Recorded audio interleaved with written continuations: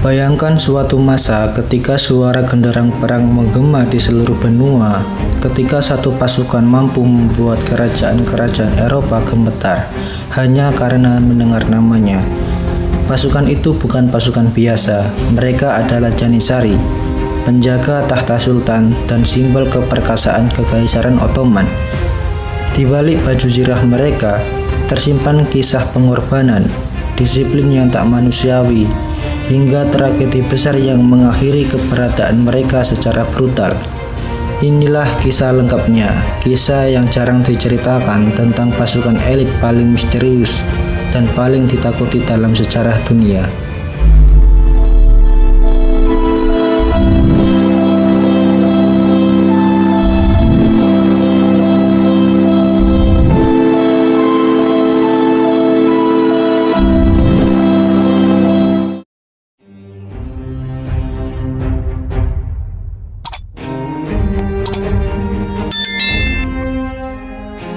Awal cerita dimulai pada abad ke-14. Ottoman sedang berkembang pesat dan Sultan Murad I membutuhkan pasukan yang berbeda.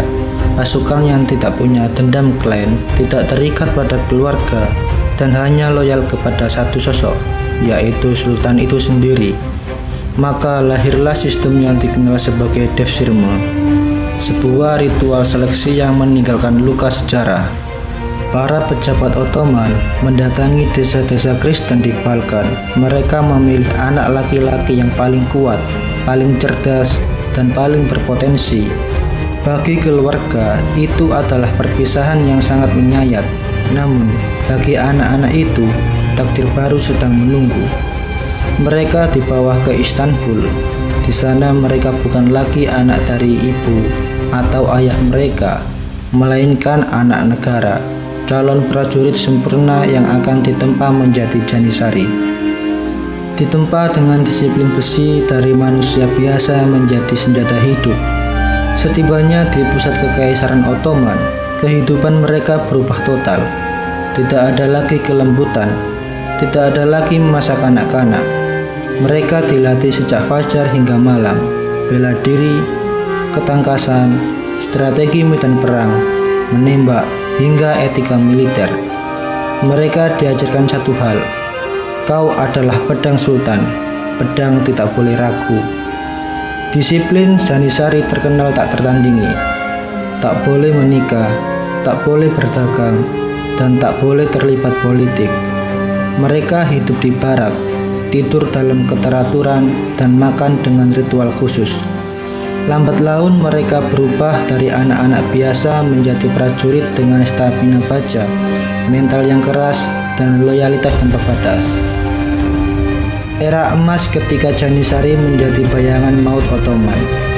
Memasuki abad ke-15 hingga ke-17, Janissary mencapai puncak keemasannya.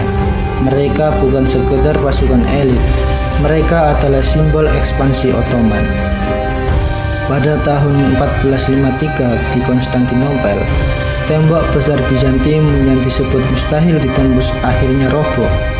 Dan di barisan paling depan, Janissary maju dengan langkah teratur, menghancurkan pertahanan kota terakhir yang menjadi kunci sejarah dunia. Di medan Balkan, Eropa Timur, hingga Afrika Utara, nama Janissary membuat musuh gentar sebelum pedang terhunus.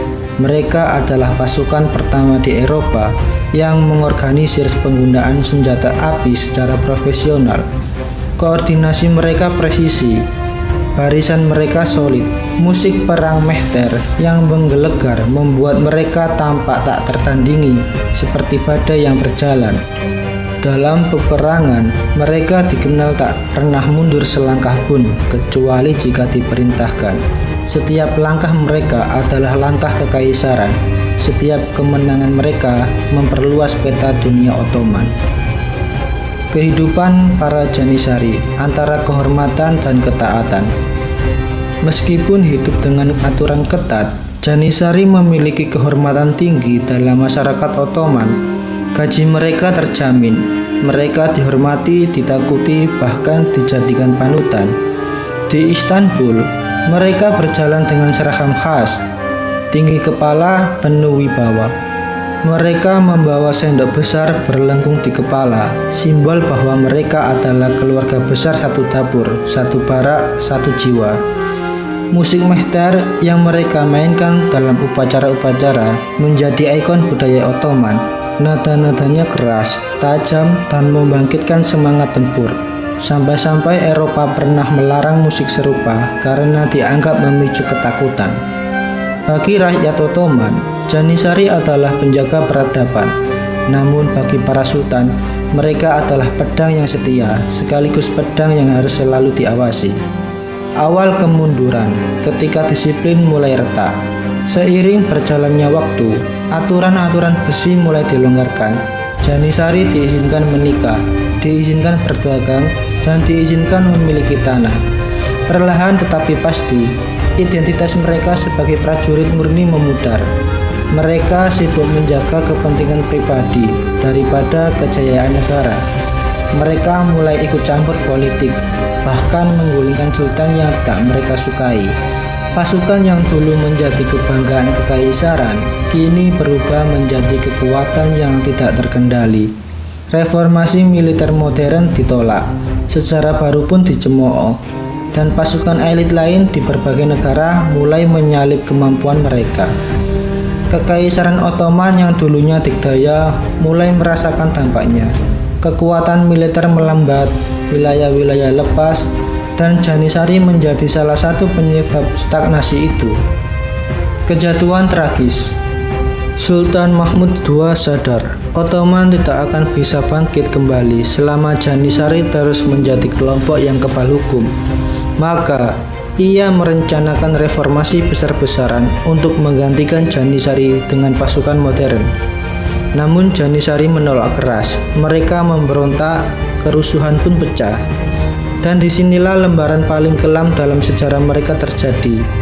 Pada tahun 1826, Sultan memerintahkan pasukan loyalis dan artileri untuk mengepung barak Janissary. Barak itu dibombardir, api berkorbar, teriakan dan suara dentingan senjata memenuhi udara. Peristiwa itu dikenal sebagai peristiwa yang menguntungkan, dalam arti menguntungkan bagi masa depan Ottoman, tetapi bagi Janissary itu adalah akhir yang penuh darah. Ribuan Janissary tewas. Institusi mereka dibubarkan untuk selamanya. Pasukan yang pernah menjaga kekaisaran selama ratusan tahun hancur dalam satu hari. Janissary adalah kisah tentang kekuatan dan kejatuhan, tentang bagaimana disiplin bisa mengangkat sebuah bangsa, dan ketika disiplin itu hilang, kehancuran menjadi tak terhindarkan. Mereka adalah contoh bahwa loyalitas, kekuatan, dan kehormatan bisa menjadi pedang bermata dua. Di satu sisi, Janissary membantu membangun salah satu imperium terbesar dalam sejarah dunia. Namun, di sisi lain, ambisi dan privilege mereka berubah dan mereka lupa pada tujuan awal. Dan seperti banyak kisah besar lainnya, akhir mereka tragis, penuh api dan penuh darah.